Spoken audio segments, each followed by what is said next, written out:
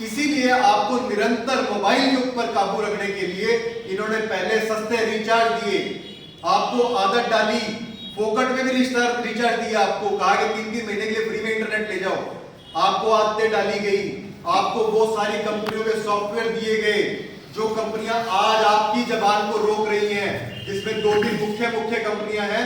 मैं अभी social media पे नाम नहीं लेना चाहूंगा, नहीं तो ये वीडियो डिलीट कर देंगे।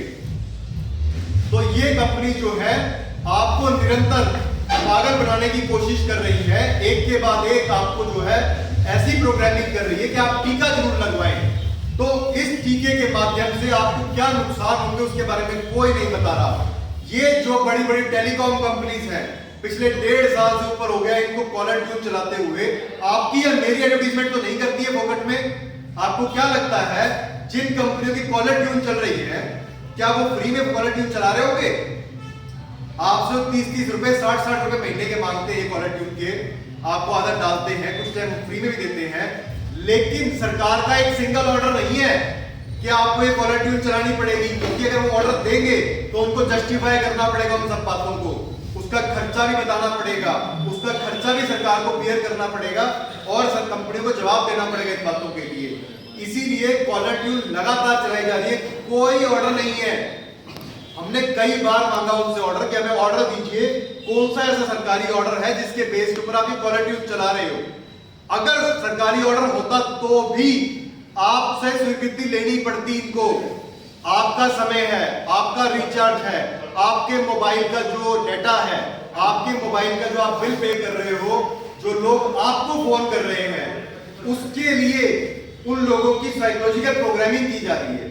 सपोज कीजिए कि एक व्यक्ति लगभग दिन में 10 कॉल करता है और लगभग 30 सेकंड की एक कॉलर ट्यून है जिसमें ये फर्जी बीमारी के बारे में कहते हैं, जो कहते हैं कि बचाव रखिए अपना और जो है मुंह पे मुखौटे लगाइए और आपस में दूर रहिए आपस में, और जो है टीका जरूर लगवाएं। इस प्रकार की जो बातें कर रहे हैं आपको, तो ये 30-30 सेकंड के लिए अगर हर एक आदमी अगर 10 कॉल दिन में कर रहा है तो उसको 300 सेकंड के लिए उसके ब्रेन की प्रोग्रामिंग हुई है। तो वो अगर टीका लगवाने जा रहा है बाद में, या सरकारें उनको डाउट प्रेशराइज कर रही हैं, तो वो जो टीका लगा रहे हैं,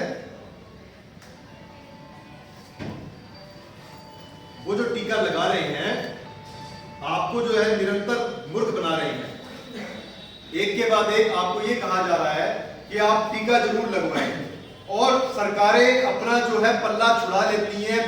सीनियर ऑफिसर जो हैं उन्होंने अभी भी सुप्रीम कोर्ट में इस प्रकार के हलफनामे जारी किए हैं। वो कहते हैं कि हाँ टीका जो है स्वैच्छिक है और हम किसी को प्रेशराइज नहीं कर रहे हैं।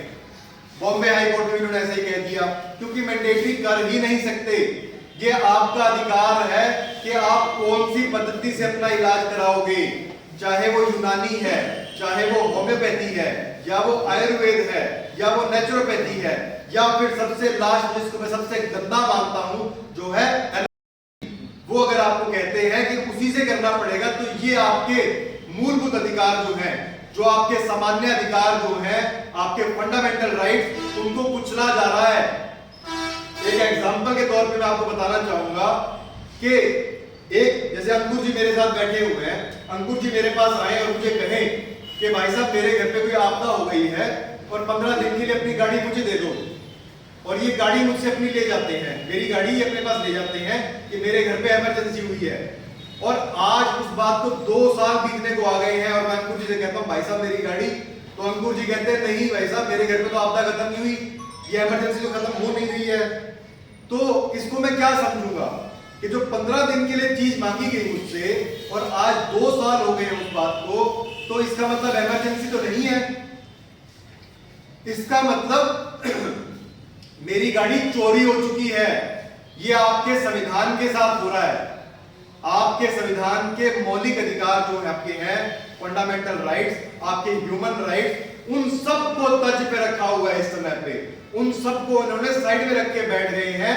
और एक 2005, क्योंकि ये देखते हैं हमेशा से पूरी प्रोग्रामिंग पूरी तैयारी के साथ आते हैं, ये इन्होंने अप्रैल 2020 से भारत के लगभग सभी डिस्ट्रिक्ट के अंदर इन्होंने लगा रखा है, और है बहुत सारी अधिकारी जो है बहुत ही वास्ट पावर्स डिप्टी कमिश्नर्स को दे देता है। तो और उसके बाद ये लोग आपको जो है फर्जी चालान काट रहे हैं मुंह के गच्छे का। आपको पता होगा कि जबकि मुंह का गच्छा जो है स्वैच्छिक है, सरकार ने आरटीआई में भी माना है और भी अलग अलग जगहों पे इन्होंने कहा है कि वो जो है मुंह पे जो आप कच्छा लगा रहे हो, मुंह पे जो आपका छींका लगा रहे हो वो स्वैच्छिक है, लेकिन फिर भी आपको चालान कहा जा रहा है। वो चालान नहीं है, वो चंदे की रसीद है। वो चंदा किसी से जबरदस्ती नहीं वसूल सकते। आपको ये कहकर कि हाँ आपको चंदा देना पड़ेगा और आप जब बदमाशी करेंगे और आपको ये कहें कि हम आपसे 188 लगा देंगे, तो ये बिल्कुल गैर कानूनी है। उसके लिए हमारे पास आपके लिए एक नोटिस है। आप नोटिस अपने नजदीकी जो भी पुलिस ऑफिसर हो या बीएमसी का वर्कर या डीएमसी का वर्कर, म्युनिसिपल कमेटी का, या फिर कोई जो आपके इन्होंने दूसरे बंदे बिठाए हैं म्युनिसिपल कमेटी के अंदर, उन लोगों को आप उनका नाम लिखिए, टू लिख के उनका नाम लिखिए, नाम लिख के उसके अंदर वो कहाँ पे पोस्टेड है वो लिखिए और उसकी क्या पोस्ट है वो लिख के उसको दीजिए और उसको कहिए भाई साहब आपकी शक्ल बहुत सुंदर है, कृपया मुंह के ऊपर से ये कच्छा हटाइए और कच्छा हटा के अपनी फोटो दिखाइए ताकि हम आपको पहचान कर सके कल को। तो उसकी जो है कागज के साथ नाम लिख के उसकी फोटो खींच लें ताकि आपके पास एक प्रूफ हो जाएगा कि आपने उनको ये सारी कानूनी धाराओं के बारे में बता दिया है और उसके बाद आपका कोई चालान नहीं काट सकता। अगर वो काटने की फिर भी कोशिश करता है तो इसका मतलब आपके कानूनी अधिकारों का हनन किया जा रहा है।